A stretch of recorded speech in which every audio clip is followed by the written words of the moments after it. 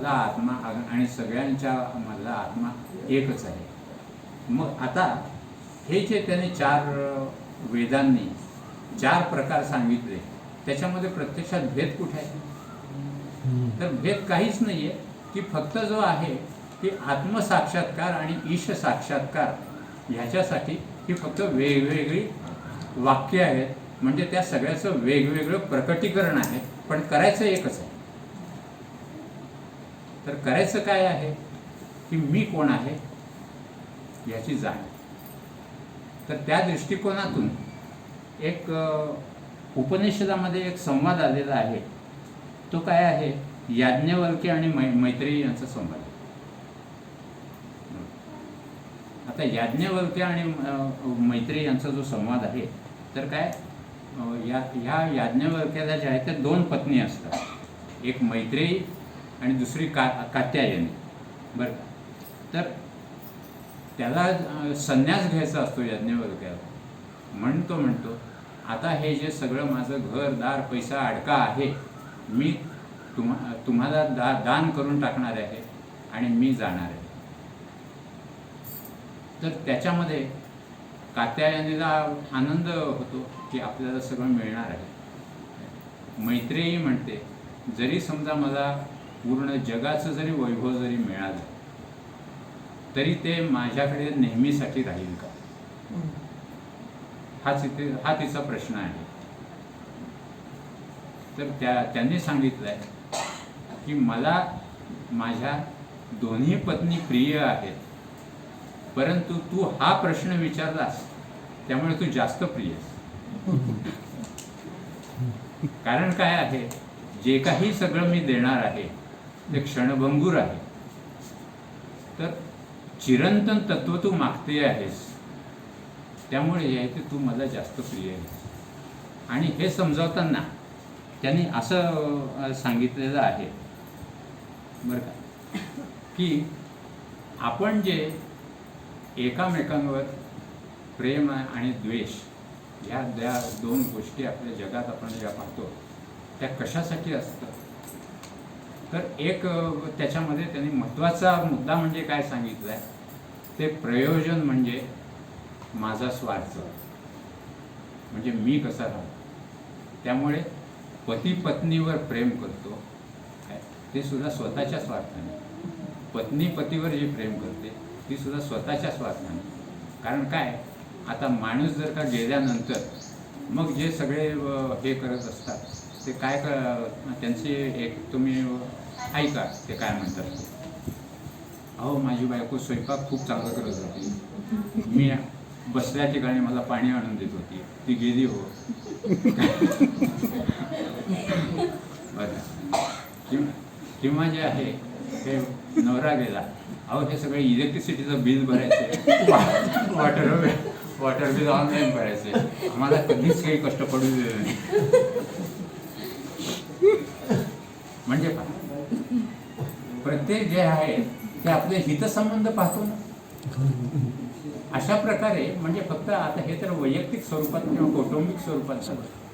आता आपण हे जागतिक स्वरूपामध्ये बघू. सगळ्या राष्ट्रांचे संबंध किंवा समाजामध्ये एक दुसऱ्याची जे संबंध असतात त्याचं प्रयोजन सुद्धा स्वतःसाठीच असतं ना. जर का समजा माझा समाजाला किंवा काही लोकांना जर का उपयोग होत असेल तर प्रत्येक जण येतो आणि विचारतो, काय तुमची तब्येत कशी आहे, सगळं बरं आहे ना. ज्या दिवशी त्याचा उपयोग संपतो त्या दिवशी कोणी विचारते नाही. हा प्रत्येकाचा अनुभव आहे. म्हणजे काय, जोपर्यंत स्वतःचं प्रयोजन सिद्ध होतं तोपर्यंतच प्रेम राहतं ना. हे झालं व्यक्तीमध्ये आणि समाजामध्ये. बरं, आता समाजामध्ये झाल्यानंतर राष्ट्रांमधलं प्रेम सुद्धा एक दुसऱ्याचे जे आर्थिक व्यवहार आहे, त्यामुळे आर्थिक फायदा कोणाला कसा होईल त्या दृष्टिकोनातूनच हे व्यवहार असतात. आणि ते जर का व्यवहार जर का काही कारणामुळे जर का फिसकटले तर जे आजचं मित्रराष्ट्र असतं ते शत्रुराष्ट्र असतं. आज काही लोक जे आहे ते पार्टनरशिप म्हणून बिझनेसमध्ये एकत्र येतात, मग त्याच्यामध्ये पैशाचं भांडण झालं आणि स्वतःचं प्रयोजन तिथे संपलं की भांडाभांडी होते, म्हणजे प्रेम आटतं. आता आई वडील, मुलगा मुलगी यांचं जर का आपण पाहिलं, काय लहानपणी जे आहे ते आपण कौतुकाने त्यांना वाढवतो, त्यांना शिकवतो, त्यांना लहानाचं मोठं करतो. परंतु जर का मुलगा जर का घरात नीट वागत नसेल तर त्याचा लाथ मारून हाकलून द्यायला बाप कमी नाही करत. आणि जर का आईवडिलांची अडचण होत असेल तर त्यांना जे आहे ते हे वृद्धाश्रमामध्ये पाठवायला कमी नाही करणार. म्हणजे काय, जोपर्यंत लहान मुलाला आईवडिलांची जरुरी असते तोपर्यंत ते त्याला सांभाळतो. जोपर्यंत मुलगा आपल्याला पाहतो तोपर्यंत आईबापांना प्रेम असतं. पण जेव्हा हे कळतं की तो काही नोकरीच करत नाही, तो अमकच करत नाही, तो तमकच करत नाही, त्यामुळे काय मग रिलेशन दुरावतात. म्हणजे आपण हे सगळे प्रत्यक्षात जर का आपण पाहिलं तर शेवटी आपण काय आहे, फक्त स्वतःचं प्रयोजन पाहतो. मग ते राष्ट्र असू दे, समाज असू दे, स्वतः. बरं, आता माझं शरीरावर तरी प्रेम आहे का? शरीर आता आपल्याला जेव्हा काम देतं तेव्हा आपल्याला खायला दात आहेत म्हणून दात बरे वाटतात, दुखायला लागलं की तोच दात नको वाटतो. त्यामुळे तिथे सुद्धा प्रयोजन काय आहे, स्वतःचंच आहे. बरं का, आता समजा एखाद्याला डायबिटीस असेल आणि पायाला जखम झाली तर आणि शेवटी ती चरत चरत आपल्या शरीरापर्यंत जर का पसरू लागली तर माणूस काय म्हणतो, माझा पाय तोडा पण जीव वाचव. मग त्याचं पायावर प्रेम होतं का? खरं ते काम करत होतं ते पाय आपल्यासाठी म्हणूनच त्याला पाय पाहिजे होते, हात त्याच्यासाठीच पाहिजे असतं. आणि शेवटी जेव्हा सगळ्या शरीराला त्रास होतो, सगळ्याच व्याधी जेव्हा त्याच्या पाठीमागे लागतात, बरं का, तेव्हा काय, आता बाबा जगणं अशक्य आहे असं म्हणून जीव जे आहे ते आता भोगायलाच पाहिजे म्हणून भोगतो. आणि खरोखरी त्याचे जे भोग वगैरे संपतात तेव्हा तोच यमदेवाला आव्हान करतो आणि त्या शरीरातून गुपचूप निघून जातो की आता हे काही शरीर राहण्यासारखं घर राहिलेलं नाही, आता हे पडकं घर झालं आहे. आता या पडक्या घरामधून जे आहे ते आपल्याला बाहेर पडायला पाहिजे. आता डागडुजी काही फार दिवस काही चालणार नाही. त्यामुळे शरीरावर सुद्धा आपलं प्रेम असतं, ते चूक आहे. मग आपलं प्रेम असतं कशावर?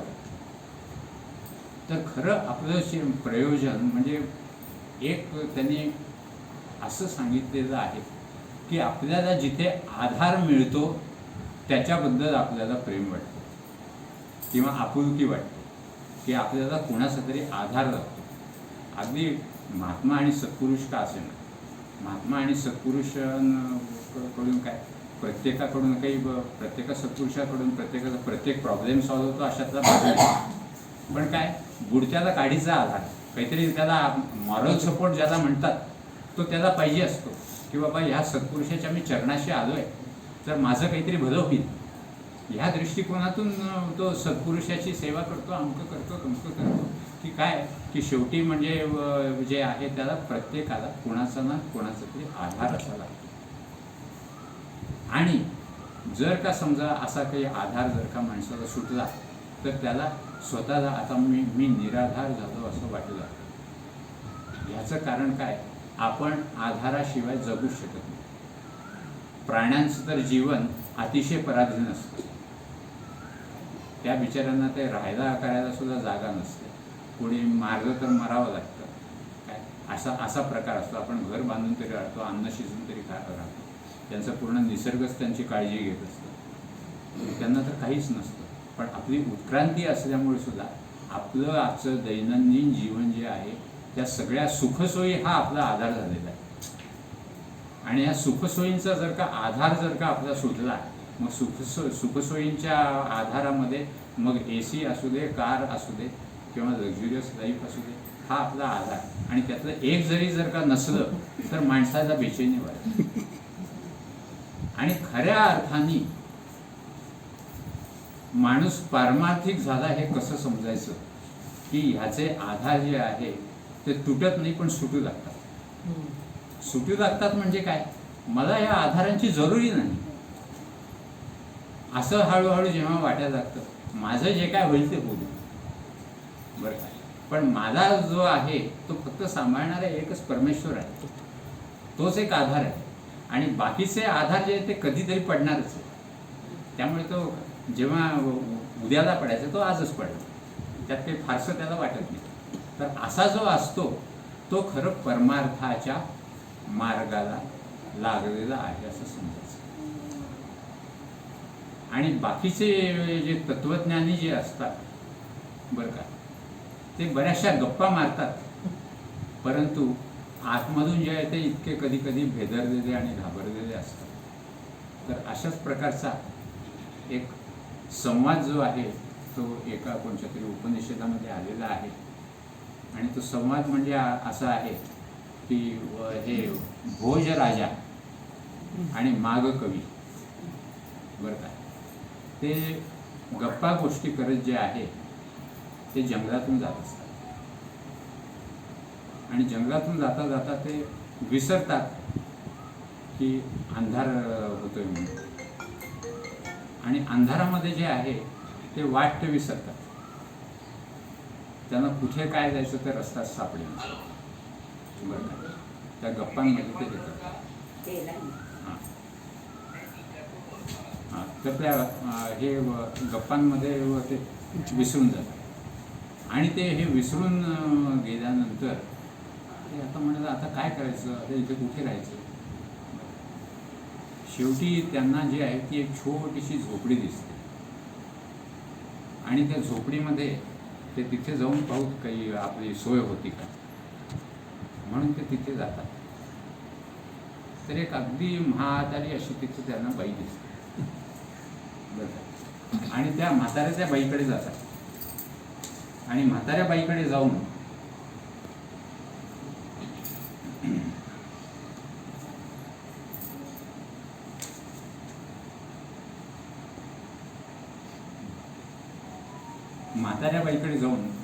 ते तिला प्रश्न विचारतात.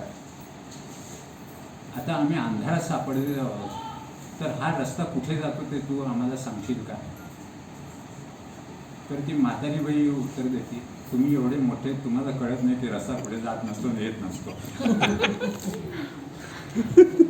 बरं का, माणसं मात्र रस्त्यावरून इकडून तिकडे जातात. आश्चर्य वाटतं की ही बाई असं कसं उत्तर देते.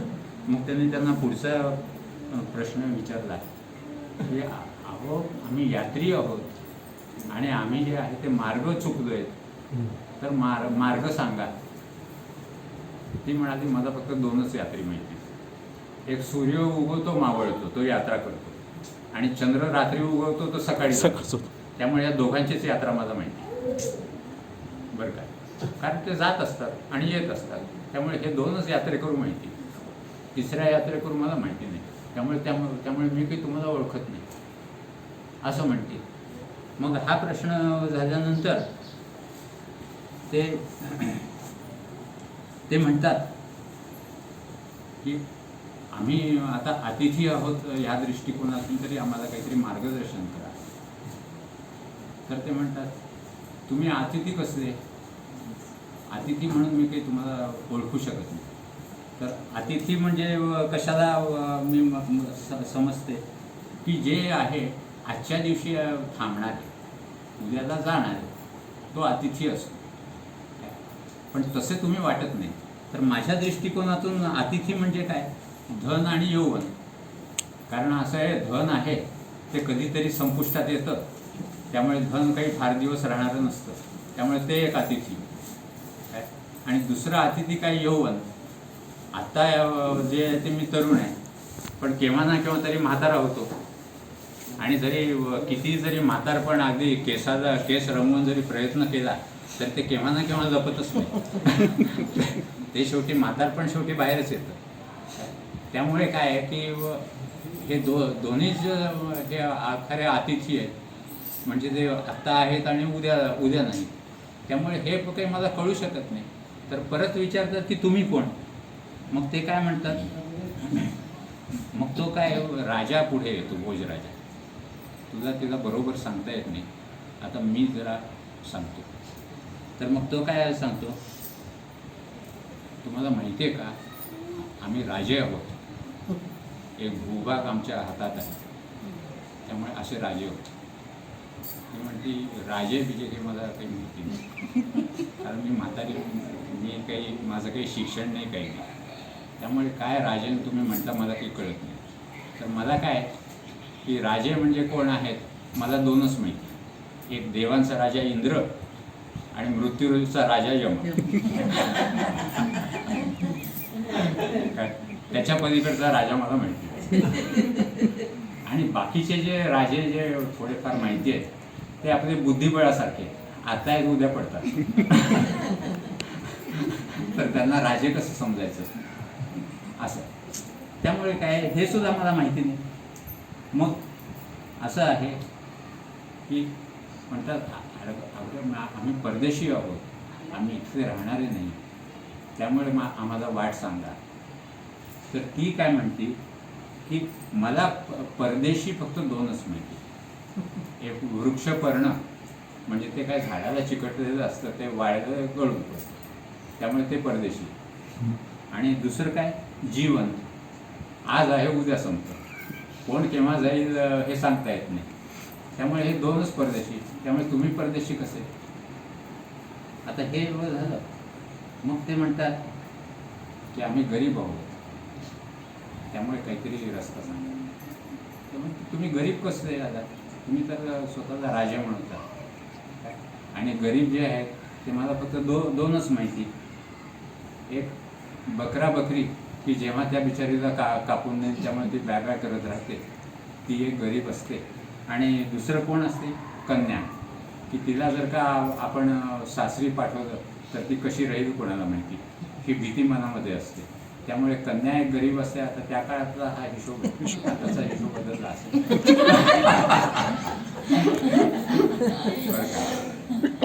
तर हे दोन्हीच माहिती, त्यामुळे त्याच्या पलीकडे काही माहिती नाही.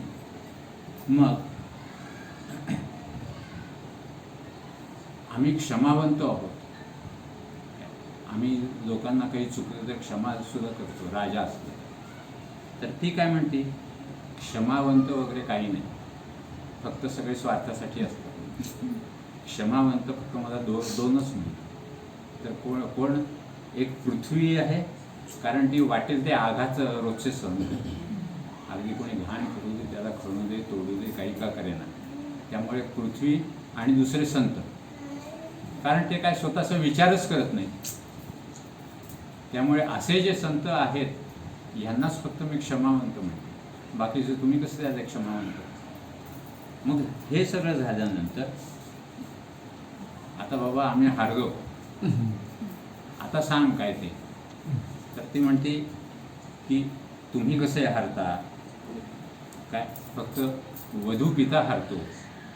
कारण काय की त्याला आपली मुलगी उजवायची, तर जे दुसरे मागतील ते त्याला द्यावं लागतं, आणि शेवटी कर्ज काढावं लागतं. त्यामुळे कर्ज फिटवता नाही आलं की तो हरला, किंवा कशासाठी कर्ज घेतलं आणि ते फिटवता नाही आलं तर तो हरला. तर तुम्ही हे असं काही दिसत नाही, त्यामुळे तुम्ही काय हारलं म्हणता. आणि मग हे शेवटी झाल्यानंतर मग ती फक्त एवढंच सांगते त्यांना की तत्वम असी, तुम्ही आत्मा आहे हे एवढं सांगायला विसरला आणि बाकीच्या तुमच्या उपाध्या सांगतो. त्यामुळे मी तुमच्याकडून अशी अपेक्षा करत होते, एवढ्या मोठ्या तत्वज्ञानाच्या गप्पा रस्ताभर हिंडत मारत आलात, काव्य, नाट्य, विनोद, राज्य, आणि तुम्हाला एवढं कळालं नाही की मी आत्मा आहे असं म्हणावं. तर तुम्ही काय काय वेगवेगळं सांगू लागला असं म्हणते. मग त्यांनी ती आपल्या ह्याच्यामध्ये ठेवून घेतली आणि मग त्यांना पोचवते. म्हणजे ही जी वृद्ध बाई आहे ती अध्यात्मामध्ये किती मोठ्या प्रमाणामध्ये पोचली होती हे आपल्याला कळेल. अशा प्रकारे जे आहे ते घरपूजा करणाऱ्यांमध्ये आध्यात्मिक पुरुष शोधायला जावं. पण मठमठाधीपती जे असतात तिकडे सापडेलच असं काही सांगता येत नाही. असा कुठे कोणाला सत्पुरुष सापडेल ते काही सांगता येत नाही. अशा प्रकारचे सत्पुरुष असतात. त्यामुळे हा जो भाग आहे, मग आता तत्वमसी हा जो बोध त्या म्हातारीने जो दिलेला आहे, त्या वृद्ध स्त्रीने जे दिलेला आहे, म्हणजे ती त्या दोघांची गुरु झाली. सद्गुरूकडून त्यांना हा बोध मिळाल्यासारखा. की बोध त्यामुळे काय गुरु ही दीक्षा काय अमक्याने सांगून तमक्याने सांगून मिळत नसते, तर दीक्षा ही प्राप्त व्हावी लागते. तर जेव्हा प्रत्यक्षात आतून वाटतं आपल्याला की मला दीक्षा मिळाली, मला दीक्षा मिळाली, तर त्यावेळेला माणसाला आपोआप दीक्षा मिळते की ईश्वराला एक माध्यम तयार करावं वाटतं की खरोखरी हा साधक जो आहे तो ह्या स्थितीमध्ये अडलेला आहे, याच्या पुढची जी त्याची वाट आहे ती बंद झालेली आहे. मग तिथे जी आहे ती त्याला जी दीक्षा मिळते आणि त्याला जो आहे तो पुढचा मार्ग जो आहे तो सापडतो. बरं का? तर असं आता ईश्वर प्राप्तीच्या ज्या आहेत त्या 3 पायऱ्या आहेत. या 3 पायऱ्या म्हणजे कोणत्या आहेत? आत्मा आणि जीव. हे दोन्ही आपल्याला दिसत नाहीत ना. आत्मा म्हणजे तर परमेश्वरच आहे, आणि जीव म्हणजे काय? जो सुखदुःख भोगतोय तो जीव. आता त्याला जोडणारं हे शरीर म्हणजे हा पूल आहे, म्हणजे परमात्मा किंवा आत्मा आणि जीव ह्याला जोडणारा सेतू म्हणजे काय आहे की शरीर. त्यामुळे पहिले काय करावं लागतं की देहशुद्धीचा भाग जो आहे तो फार मोठ्या प्रमाणामध्ये असावा लागतो. त्यामुळे देहशुद्धीच्या भागामध्ये आता जे हठयोगामधले आहेत काय ते आसन प्राणायाम ह्या सगळ्या क्रिया भरपूर करतात आणि देह शुद्ध करतात, परंतु हा प्रत्येकाचाच मार्ग असतो अशाचा भाग नाही. त्यामुळे तिला देहशुद्धीसाठी आपण जे प्रापंचिकाने करायचं ते आपण काय खातो, काय पितो, कुणाकडून खातो, कुणाकडून पितो, हे लक्ष देणं, याच्यातून जे आहे ती पहिलं बेस म्हणजे काय? देहशुद्धी. कारण हा देहाचा असा पूल जो आहे तो जीव आणि परमेश्वर यांची तो भेट करून देणारा आहे. त्यामुळे पहिले शरीर शुद्धी अन्नाच्या दृष्टीने आवश्यक असते, आणि अन्नातूनच मन बनतं. त्यामुळे सात्विक मन, राजसी मन आणि तामसी मन ह्या ज्या 3 अवस्था ज्या प्राप्त होतात त्या कशातून प्राप्त होतात? अन्नामधून. म्हणजे राजस जर का आहार जास्त झाला, म्हणजे फोडणीचे तळणीचे पदार्थ जर का घेतले गेले, बरं, तर राजसी माणसाची मनोवृत्ती होते, मग त्याची चंचल वृत्ती होते. त्याच्यानंतर सात्विक आहार म्हणजे अगदी जे आहे ते शाकाहारी आहार जर का घेतला तर त्याची शांत वृत्ती होते, आणि जे मांसाहारी जे असतात ते सूडबुद्धीचे असतात. त्यामुळे अशा प्रकारच्या आहारातून जे आहे ते प्रत्येका जीवाची उन्नती होत असते.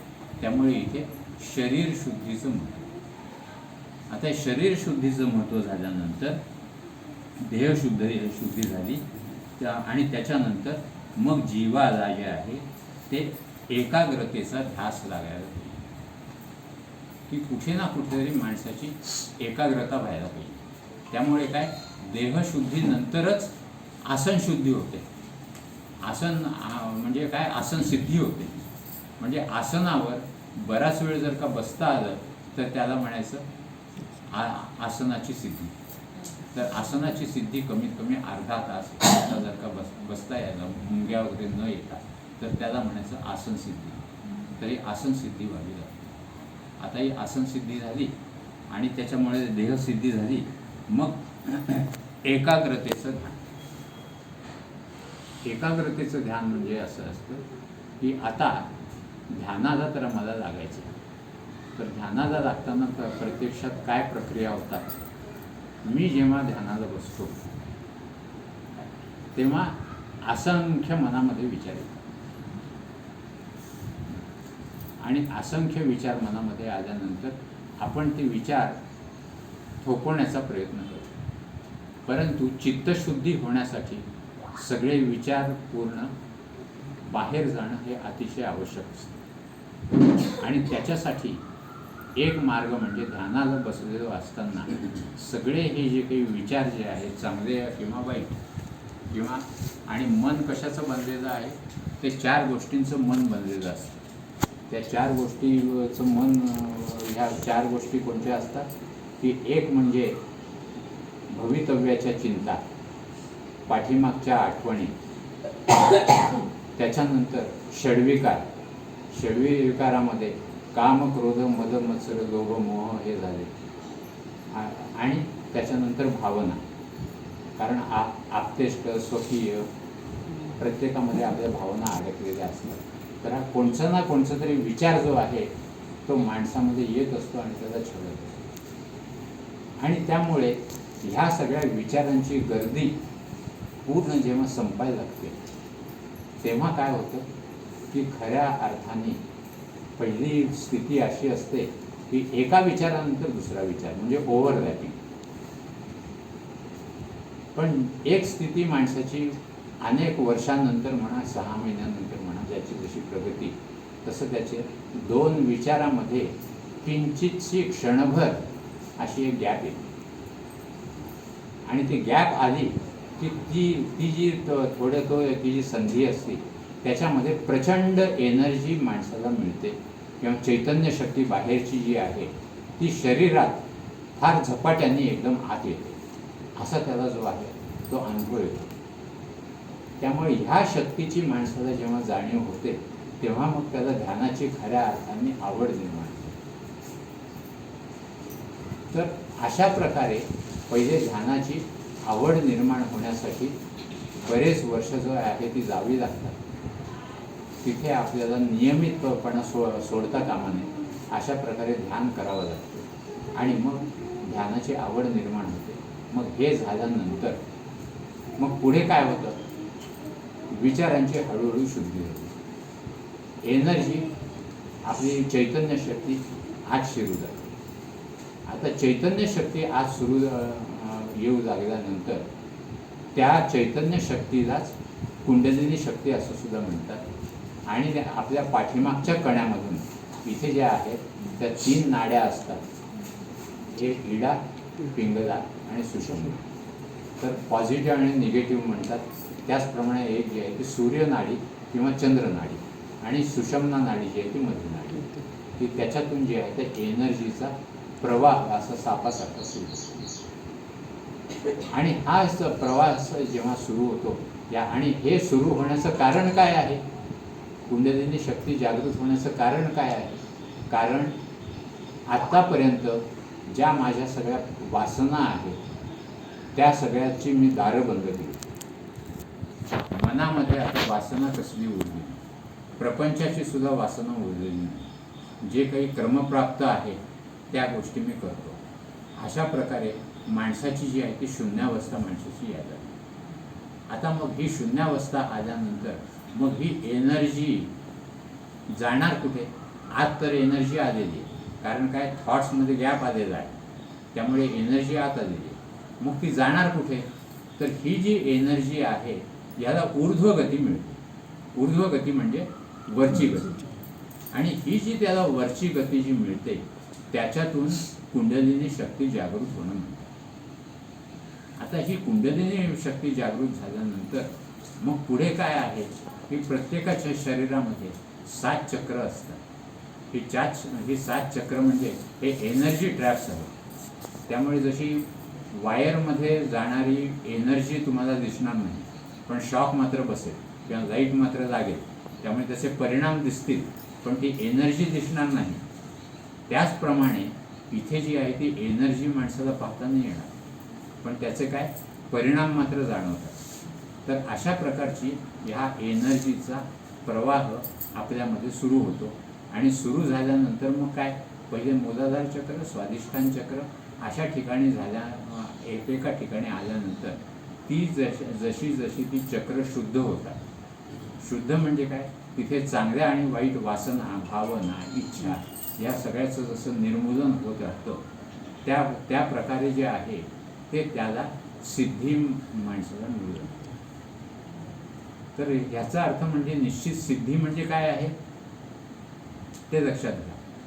तर सिद्धी म्हणजे प्रत्येक जेव्हा एनर्जी ट्रॅप प्रत्येका ठिकाणी होते, ही एनर्जी बंद केली जाते, तेव्हा ती बाहेर पडण्याचा प्रयत्न करते. आणि ही एनर्जी बाहेर पडण्याचा प्रयत्न मग ती कोणत्या रूपाने करते, तर ही एनर्जी सिद्धीच्या रूपाने बाहेर येण्याचा प्रयत्न करते. अशा प्रकारे ही एनर्जी बाहेर येण्याचा प्रयत्न करते, तेव्हा प्रत्येकाला काही ना काहीतरी रिद्धी सिद्धी अशा माणसाला प्राप्त होऊ लागतात. आणि आता हे एनर्जी ट्रॅप्स जसे आहेत तसे काय की आता सिद्धीचा जशा माणसाला मिळू लागतात तशी त्याला प्रसिद्धीची, पैशाची, सत्तेची हाव सुद्धा माणसाची वाढत जाते. कारण त्याला सिद्धी मिळाली, त्याला प्रसिद्धी मिळाली, त्याला पैसा मिळाला. मग हळूहळू काय व्हायला लागतं की त्याच्या सिद्धीचा काही दुरुपयोग होऊ लागतो. आणि त्याचा दुरुपयोग झाला की मग काय होतं, त्या ज्या सिद्धी म्हणजे त्याला ही जी शक्ती, जी एनर्जी त्याची जी बाहेर ओसळून जी पडत असते ती हळूहळू परत खाली मूलाधाराकडे जाते.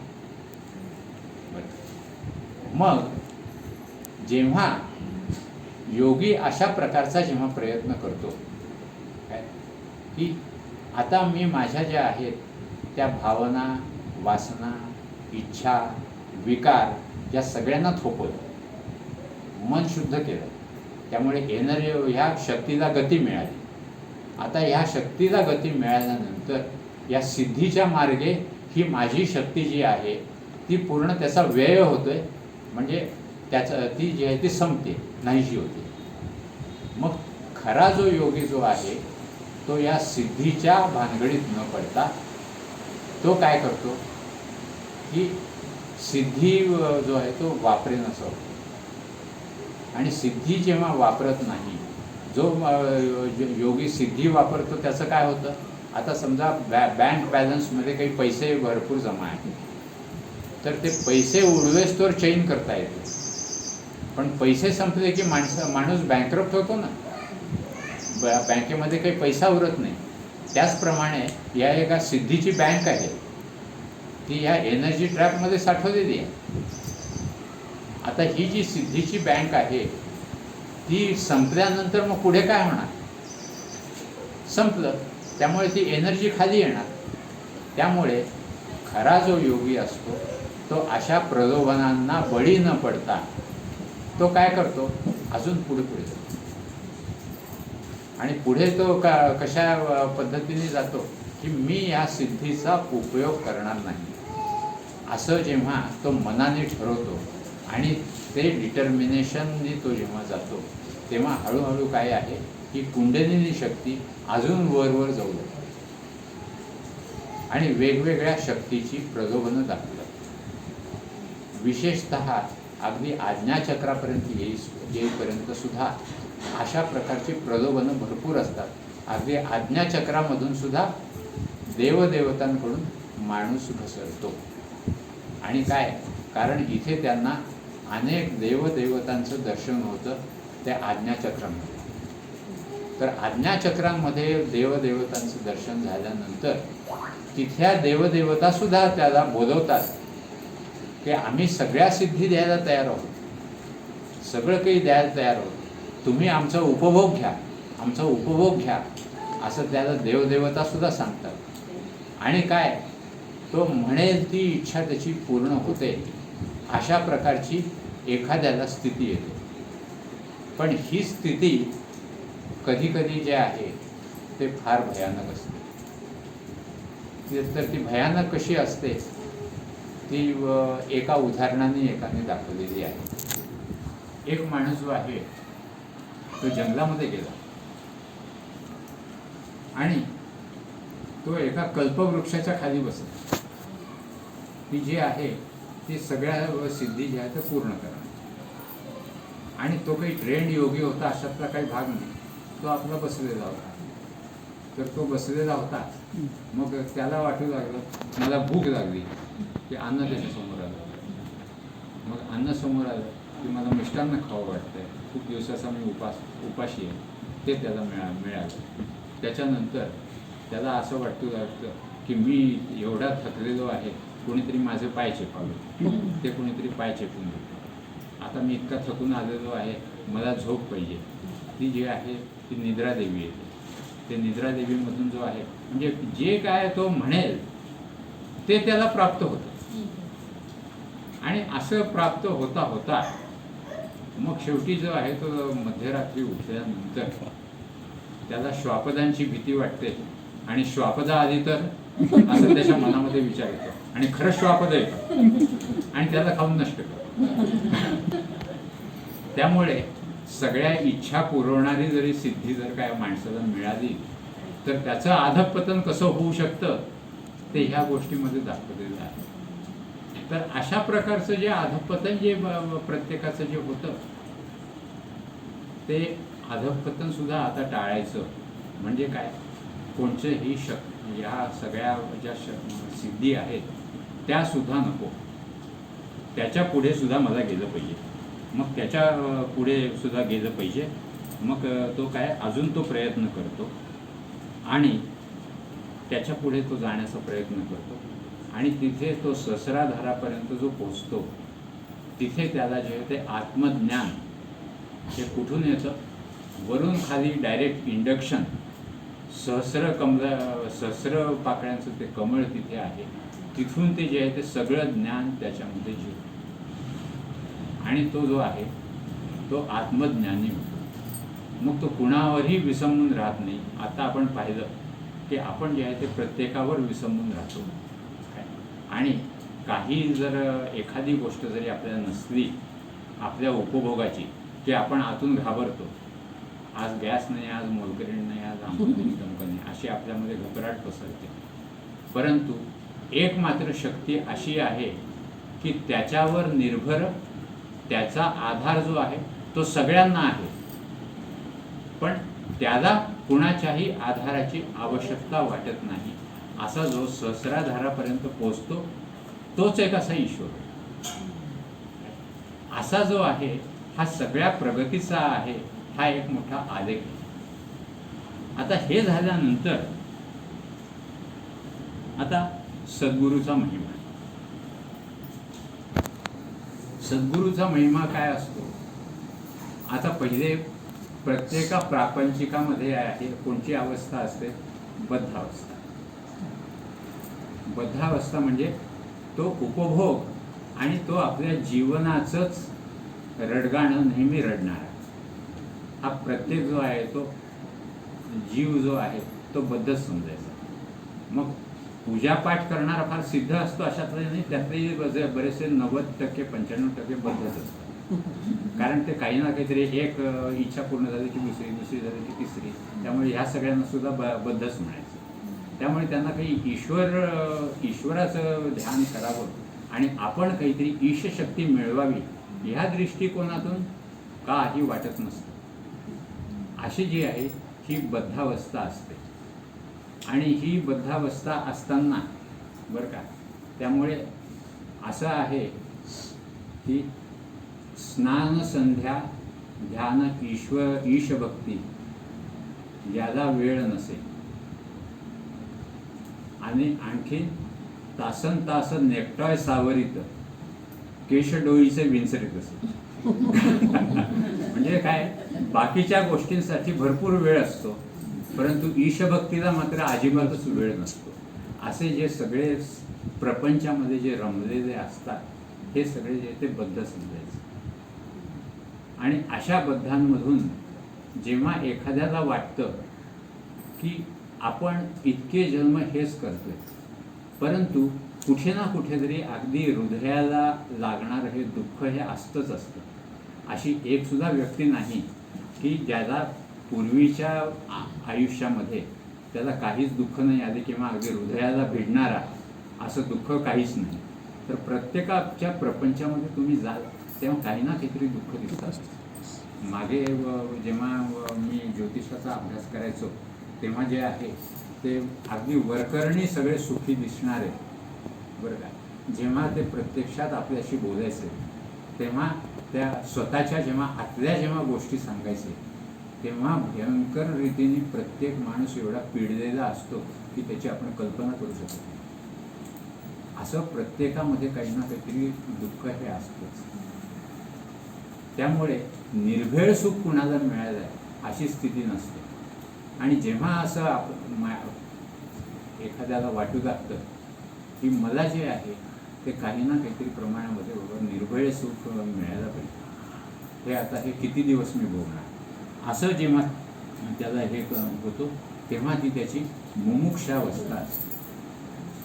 आता ही मुमुक्षा अवस्था झाल्यानंतर तो अनेक ठिकाणी या मार्गामध्ये येण्याचा प्रयत्न करतो, कित्येक लोकांना भेटतो, बरंचसं शास्त्र वाचतो, वाङ्मय वाचतो, परंतु त्याचं पूर्णपणे मनाचं समाधान होईस्तोवर की जिथे मला पूर्णपणे ईश्वर प्राप्तीचा कोणी मार्ग दाखवेल असं त्याला काही सापडत नाही. आणि जेव्हा तो अनेक शास्त्र जेव्हा वाचतो तेव्हा त्याच्या अनेक विचारसरणी असतात, विचार असतात, आणि अशा विचारांच्या द्वंद्वामध्ये तो सापडतो की हे ह्या महात्म्याचं खरं समजायचं का त्या महात्म्याचं खरं समजायचं, नक्की काय, द्वैत खरं आहे का अद्वैत खरं, विष्णू खरं आहे का शिव, आता मी कोणत्या देवाची उपासना, मी काय करावं, अशा प्रकारचे जे आहे ते त्याला असंख्य प्रश्न भेडसावत असतात आणि त्याला कुठे काही फारसं उत्तर मिळत नसतं. मग अशा प्रकारे जेव्हा तो प्रयत्न करत असतो तेव्हा पहिली त्याची स्टेज म्हणजे अशी असते किंवा त्याला वाचनातून जेव्हा त्याला काही एखादं वाक्य चांगलं मिळतं तेव्हा त्याला पुस्तक हेच गुरुरूपाने भेटलं असं समजायला हरकत नाही. एखादा प्रवचनकार असतो, तो काही चांगली वाक्य बोलून जातो, ती आपल्या मनावर जर का ठसली बरं का, तर हे गुरुतत्व त्या प्रवचनकार या रूपाने व्यक्त झालं असं समजायला हरकत नाही. अशा प्रकारे एखादा लहान मुलगा सुद्धा फार मोठं वाक्य बोलून जातो, तर गुरु हे तत्व त्या लहान मुलामधून सुद्धा व्यक्त झालं असं समजायला हरकत नाही. असं गुरु तत्व जे आहे ते आपल्या निसर्गातून कुठून ना कुठून तरी ज्याला जो मुमुक्षत्व आलेला आहे त्याला शिकवत असतं. आणि असं शिकवता शिकवता एखादी व्यक्ती जेव्हा सद्गुरू ह्या रूपाने एखाद्या पुढे उभे राहते आणि गुरु साक्षात परब्रह्म फक्त इथेच आहे, ह्याच्या पलीकडे काही नाही, असं त्याला जेव्हा मनाच्या स्पंदनातून कळतं, ती खरी गुरु शिष्यांची भेट. आणि अशी गुरु शिष्यांची भेट झाली की त्या शिष्याला काय आहे की आपल्या सद्गुरूंचा अनुग्रह घ्यावा वाटतो. म्हणजे त्याला अध्यात्मज्ञान कसं मिळवायचं ह्या दृष्टिकोनातून आता मी विचार करायला पाहिजे असं तो ठरवतो आणि तो त्या व्यक्तीचा किंवा त्या महात्म्याचा जो आहे तो अनुग्रह घेतो. तर आपण ऐकतो की अमक्याने अनुग्रह घेतला, तमक्याने अनुग्रह घेतला, अमकं झालं तमकं झालं, अशा बऱ्याचशा गोष्टी आहेत. आणि बरेच वेळा असं सुद्धा ऐकलं जातं की मी अमक्याचा अनुभव घेतला त्यामुळे माझी खूप भरभराट झाली आयुष्यात. एखादा म्हणतो माझ्या गुरुचा अनुभव घेतला पण मला काहीच मिळालं नाही. एखादा म्हणतो की मी जे आहे ते मला एखाद्या ठिकाणी घर जे आहे ते गुरूंना मी विचारून घेतलं त्यामुळे अगदी स्वस्तात घर मिळालं. एखादा म्हणतो की मी विचारलं आणि मला काहीच मिळालं नाही. तर असे जे प्रसंग माणसावर येतात त्यामुळे आपण सद्गुरूंना जो ओळखण्याचा जो प्रयत्न करतो ते त्याच्या आध्यात्मिक भूमिकेवरून प्रयत्न करत नाही, तर मला भौतिक लाभ आणि नुकसान किती होतं त्याच्यावर जो आहे तो आपण गुरुचं मूल्यमापन करतो. त्यामुळे गुरुचं मूल्यमापन अशा रीतीने करायचं नसतो. आता रिअल इस्टेटचे अंदाज बांधणारा कधी गुरु नसतो की त्याला विचारावं की मी हे घर घ्यावं काय, तो त्यातला जो दर्दी आहे त्याला विचारावं. सद्गुरू हे त्याच्यासाठी नसतात. तर सद्गुरू जे आहे ते फक्त परमार्थाच्या मार्गदर्शनासाठी असतात आणि अशा कळकळीच्या दृष्टिकोनातून जो येतो त्यालाच खरा अनुग्रह समजावं लागतो. बाकीचे जे आहे ते शेकडो सामुदायिक असे जे अनुग्रह जे दिले जातात ते तितपतच असतात. ते जातात आपापल्या प्रपंचामध्ये लागतात, त्यात कोणाचं नुकसान होत असेल किंवा त्यात कोणाचा फायदा होत असेल त्याप्रमाणे ते काही लोक सद्गुरूंना धरूनही जातात, काही लोक आहारी जातात, काही लोक विसरूनही जातात. अशा ज्या आहेत त्या बऱ्याच गोष्टी घडत असतात. त्यामुळे सद्गुरूंचं मूल्यमापन जे आहे ते आपल्याला लौकिक दृष्टिकोनातून काय प्राप्त आहे ह्याच्यावरून करायचं नसतं. तर नक्की अनुग्रह म्हणजे काय हे आपल्याला जाणून घ्यायला पाहिजे. तर आम्हाला सद्गुरूंचा अनुग्रह झाला म्हणजे सद्गुरूंचा अनुग्रह झाला म्हणजे मला परमार्थाची योग्य ती दिशा समजली ही हे समजायलाच पाहिजे. मग नंतर जरी बाकीचं काही वाचनात आलं की जरी तिसऱ्यांनी सांगितलं तुमचे गुरु काहीतरी चुकीचं सांगतात हो, मग तिकडे लक्ष देता कामा नये की प्रत्यक्षात जे आहे ते मला दिशा सद्गुरूंकडून मिळायला पाहिजे. हे पहिलं. त्याच्यानंतर काय, मला सद्गुरूंकडून बल मिळायला पाहिजे. बल म्हणजे शक्ती, कारण साधना करण्यासाठी एक शक्ती लागते ना. ती शक्ती जर का नसेल तर साधना होणार कशी. त्यामुळे काय, मला सद्गुरूंकडून शक्ती मिळायला पाहिजे. म्हणजे मग तो सद्गुरू सुद्धा कशा प्रकारचा पाहिजे की दीक्षा देताना आपली जी आध्यात्मिक शक्ती जी आहे ती शिष्यामध्ये त्याला संक्रमित करता यायला पाहिजे. तर अशा प्रकारची शक्ती जर का संक्रमित एखाद्याला जर का करता येत असेल तर तो खऱ्या अर्थाने सद्गुरू. आणि ते झाल्यानंतर तिसरी गोष्ट त्या सद्गुरूंबद्दल म्हणजे मार्गाबद्दल जी आहे ती निष्ठा उत्पन्न झाली पाहिजे. कारण जर का निष्ठा नसेल तर आपले मार्ग भरकटले जातात. मी 20 वर्ष ही साधना केली खरी, पण मला काहीच मिळालं नाही हो. त्यामुळे मी आता हा दुसरा मार्ग घेतला. मग 20 वर्षाचं काय झालं, वाया कुणाचंच काही जात नाही, पण त्याची ती वेळ आलेली नसते. तर असा प्रसंग येता कामा नये. मग एकदा त्या सद्गुरूंनी सांगितलेल्या मार्गावर निष्ठा बसली की ती नेहमीसाठी. ह्या जर का 3 गोष्टी मिळाल्या तरच अनुग्रह खऱ्या अर्थाने मिळाला असं समजावं. नाहीतर असे अनुग्रह खूप असतात. तर त्या दृष्टिकोनातून त्या अनुग्रहाला फारसं काही सांगता येत नाही. तर आता सद्गुरूंकडून मग शिष्याला काय मिळतं. ह्या तर 3 गोष्टी अध्यात्माची वाटचाल करण्यासाठी झाल्या. पण आता त्याचं त्याला काहीतरी फळ तर प्राप्त व्हायला पाहिजे ना. तर ह्या त्या 3ही गोष्टी झाल्यानंतर कसं जावं ते साधकाला कळालं. तर मग आता पुढे त्याला काय व्हायला पाहिजे. सत्य आणि असत्य यातला भेद त्याला कळावा लागतो. सत्य आणि असत्य म्हणजे काय की जे नेहमीसाठी चिरंतन राहणारं ते सत्य आहे, बाकीचं सगळं असत्य आहे. हे त्याला हळूहळू कळावं लागतं आणि त्याला वैराग्य प्राप्त व्हावं लागतं की हे असत्य आहे. त्यामुळे काय आहे की शंकराचार्यांचं जे आत्मषटक आहे ना, मी मन नाही, मी बुद्धी नाही, मी अंग नाही, मी तंक नाही, मी शरीर नाही, काही नाही. तर अशा प्रकारचं मी हे नाही ह्याचं कारण काय, हे सगळं असत्य आहे. आणि सत्य काय आहे, एक फक्त चिरंतन सत्य तेवढंच आहे. तर हा त्याला काय पहिले भेद लक्षात राहावा लागतो. त्याच्यानंतर विश्वप्रपंच साक्षीत्वानं पाहणं. विश्वप्रपंच, स्वतःचा प्रपंच साक्षीत्वाने पाहता येत नाही, तर विश्वप्रपंचाकडे पाहणं फार अवघड आहे. तरी सुद्धा काय आहे, पहिले काय आहे, स्वतःचा प्रपंच तरी साक्षीत्वाने पाहायला शिकावं. साक्षीत्वाने स्वतःचा प्रपंच पाहायला शिकायचं म्हणजे नक्की काय करायचं असतं की आता विचारल्याशिवाय प्रत्येकाला सल्ला द्यायचा नाही. की असं आहे, जो दरवाजा ठोठावतो त्याच्यासाठीच दार उघडायचं असतं का. प्रत्येकाला मी ध्यान साधना करतो, मला उपनिषद येतो, मी एवढं वाचन केलं तेवढं वाचन केलं म्हणून सुरू करायचं. त्याची काहीच करण्याची आवश्यकता नसते. तर जो दरवाजा ठोठावतो त्याला जे आहे ते आपण पूर्णपणे व्यवस्थित अर्थाने समजून सांगायला पाहिजे.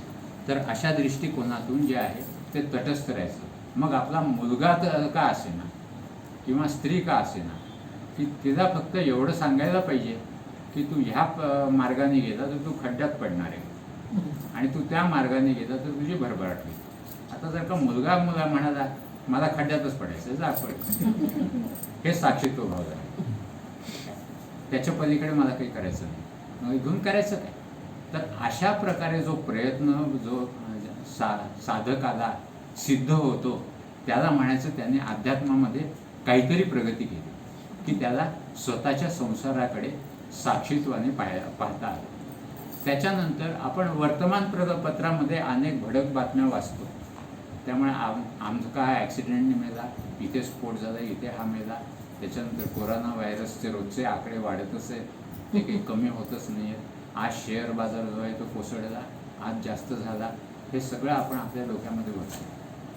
आता ह्या म्हणजे जे काही जगामध्ये आजूबाजूला जे चाललेलं आहे त्याला साक्षीत्वाने पहा, विसरून जा. काय एखाद्याला जर का हे जमत नसेल तर त्याने घाणेरड्या बातम्या बघायलाच जाऊ नये किंवा वाचायलाच जाऊ नये. त्याने आपल्या या बातम्यांपासून दूर राहावं. आणि जो बातम्या वाचून हे विसरू शकत असेल तो भाग वेगळा, पण नाहीतर या सगळ्या बातम्या घेऊन करायच्यात काय? त्यामुळे सगळ्या विश्वाकडे सुद्धा साक्षीत्वाने पाहता यायला पाहिजे. तर अशा रीतीने पूर्ण विश्वप्रपंचाकडे साक्षीत्वाने पाहणं आणि आंतरबाह्य इंद्रियांवर पूर्ण ताबा, या दृष्टिकोनातून. आंतरबाह्य इंद्रियांवर पूर्ण ताबा म्हणजे काय? अनेक प्रकारच्या अनेकांना व्यसनं असतात. काय तर व्यसन म्हणजे फक्त तंबाखू दारू इतकंच व्यसन असं म्हणता येत नाही. खोटं बोलणं हेही व्यसन, उगाच मी मोठा आहे हे प्रत्येकाला सांगणं हेही व्यसन. तर अशी व्यसनं जे आहे ते अनेक असतात. त्यामुळे काय आहे की सगळे जे तुम्ही वेडे जे पाहता ते फक्त इस्पितळामध्येच, वेड्याच्या इस्पितळामध्येच असतात असे नाही. तर काय आहे की आपल्या जगामध्ये सुद्धा जे आहे ते वेड्याचं इस्पितळ फार मोठं आहे. असं कोणाला तरी काहीतरी व्यसन असतं. एक म्हणतो, एक सांगत असतो त्याला तेच, की प्रत्येकाला तोच तेच सांगतो की मी रोज 10 किलोमीटर चालतो, रोज मी 10 किलोमीटर चालतो. हे सांगण्याचं व्यसन. असं काही ना काहीतरी जे आहे जे माणसाला काहीतरी एक करावं वाटतं त्या सगळ्याला व्यसन म्हणायचं, बरं का? तर अशा प्रकारचं जे आहे ते आंतरबाह्य इंद्रियावर, आंतर इंद्रियावर आणि बाह्य इंद्रियावर. तर आंतर इंद्रियावरही ताबा पाहिजे. म्हणजे मनातून काही करावं वाटलं तरी ते करता कामा नये, तिथे लगाम घालता यायला पाहिजे. आणि बाह्य इंद्रियावर म्हणजे आपल्या सगळ्या हात दुखतात, पाय दुखतात किंवा याला उपभोग पाहिजे. काय त्यामुळे बसण्यासाठी कुशन पाहिजे, झोपायसाठी गादी पाहिजे, फॅन पाहिजे, त्याच्याशिवाय मी राहू शकत नाही. त्यामुळे आंतरबाह्य इंद्रियांवर ताबा ह्या दृष्टिकोनातून साधकाला काही ना काहीतरी प्रयत्नात, म्हणजे मी असं म्हणत नाही की त्यांनी अगदी फार वरच्या अवस्थेला जाऊ, नाही, काही आवश्यकता नाही. आणि कोणी कोणाशी जे आहे ते तुलना करण्याची काही आवश्यकता नाही, की मी मोठा हा लहान असं काही समजू नये. पण आपण आपलं कठोर आत्मपरीक्षण करायला पाहिजे की खरोखरीच मी 5 वर्षापूर्वी काय होतं आणि आत्ता काय आहे. अशा दृष्टीने जर का आपण परीक्षण केलं आणि आपल्याला खरोखरीच जर का वाटलं की माझ्यामध्ये या वासना पूर्वी बऱ्याचशा होत्या, बरेचसे मी माझे शरीराचे लाड व जिभेचे लाड म्हणून शरीराचे लाड खूप पुरवत होते, पण आता हे सगळं जे आहे ते हळूहळू माझं कमी होत आहे असं स्वतःला वाटायला पाहिजे. काय तर जी आहे ती प्रगती समजायची. काय त्याच्यानंतर मुक्तीची तीव्र तळमळ शिष्याच्या मनात निर्माण करणं. त्यामुळे काय नुसतं हे सुद्धा सद्गुरूंचं कार्य आणि त्या प्रकारचा त्याला शिष्यही लाभावा लागतो, बरं का? की शिष्याच्या मनामध्ये फार तळमळ पाहिजे की मला मुक्त व्हायचंच आहे, मला मुक्त व्हायचंच आहे. आता अशी जी ही तळमळ जी आहे ती तुम्हाला जेव्हा शुकमुनी, बरं का, आणि तो परीक्षित दोघं आले आणि त्या परीक्षिताचा जो आहे अंत जो आहे तो एका आठवड्यानंतर लगेच होणार होता. त्याला तो जो आहे तो साप चावून मरणार होता, बरं का, हे त्याला माहिती होतं. तर शेवटी शुकमुनी जे आहे तर भागवत त्यांनी शुकमुनींकडून ऐकलं. भागवत तुमच्याकडून ऐकायची ही इच्छा आहे म्हणाले. आणि 24 तास 7 दिवस एका मांडीवर शुकमुनींनी भागवत सांगितलं. त्यांनी 7 दिवस भागवत ऐकलं शांत मनाने. मृत्यू 7 दिवसानंतर असून आहे हे माहिती असून सुद्धा, आणि त्याच्यानंतर त्याला जो आहे तो साप चावला आणि मेला. म्हणजे ह्याच्यातून त्याचं काय पुढची त्याला गती मिळाली एवढंच. असं नाही की त्यांनी त्याचा जीव वाचवला असं नाही आहे कुठे कथा काय. तर तिथे सुद्धा तो मेलेला आहे. त्यामुळे आम्ही एवढं गुरुचं ऐकलं आणि तो अगदी लवकर याला मरण आलं, लवकर आजार आला असं म्हणण्यात काही अर्थ नाही काय. ते ईश्वराच्या इच्छेने सगळ्या गोष्टी होतातच. इथे परीक्षित सुद्धा गेलेला आहे. जर का सगळ्यात जर का संकट जर का कुणाला आलेली असतील तर कृष्णाच्या भक्तांना म्हणजे पांडवांना त्यांची स्वतःची मुलं मेलेली आहेत. वनवास आणि अज्ञातवास भोगावा लागलेला आहे. अर्जुनासारखा धुरंधर त्याला नर्तकीचं काम करावं लागतं. आपल्याला असा प्रसंग आला कुठेतरी नाच म्हणून सांगितलं तर एखाद्याला आचार्याचं काम करावं लागतं. कसं शक्य. तर अशा प्रकारचे प्रसंग ज्याला येतात काय तर हे सगळे कृष्णाचे भक्त होते. त्यामुळे आपण जे आहे ते मोकळ्या मनाने भागवत वाचू आणि खरोखरी त्यांना फक्त भक्ती करून सगळं सुखच मिळालं आहे का बघा काय. आणि त्यांची 7 सगळी मुलं मेलेली आहे. फक्त जे आहे तो एक परीक्षित एक वाचलेला आहे त्याच्यातून आणि त्याच्यातून हे सगळ्या भागवत कथा वगैरे सगळ्या निर्माण झालेल्या आहेत. त्यामुळे हे जर का आपण लक्षात घेतलं तर सगळ्या अडी अडचणींना तोंड कसं द्यायचं हे फक्त जे आहे ते शिकावं लागतं.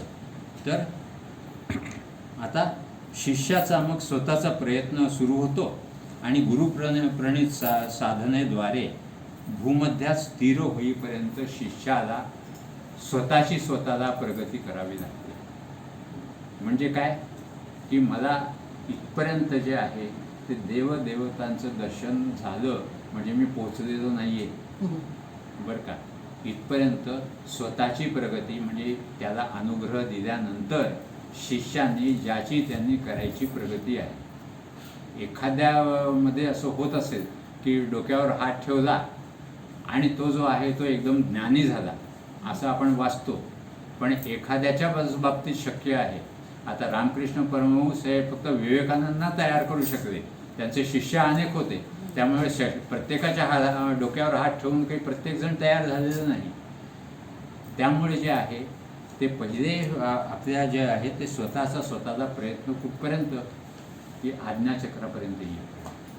आता आज्ञाचक्रापर्यंत त्याची प्रगती झाली की मग मात्र मांजर जसं आपल्या छोट्या पिल्लाला आपल्या दातामध्ये पकडतं तसे सद्गुरू जे आहे ते त्याची काळजी घेतात शिष्याची. म्हणजे त्याला पुढचा मार्ग दाखवण्यासाठी. तिथून जे आहे ते गुरुचं खऱ्या अर्थाने कार्य सुरू होतं त्याला मुक्तीपर्यंत जाईपर्यंत. तोपर्यंत नाही. तोपर्यंत जर तुमचे जर का 7 जन्म जर का गेले बरं का तर 7 जन्मामध्ये तेच गुरु शिष्यांची जोडी येते. कारण काय की गुरुसुद्धा अडकला जातो शिष्यही अडकला जातो. त्यामुळे सगळ्यांना शिष्य करायचं काही नाही ते ज्याचं त्यांनी ठरवावं.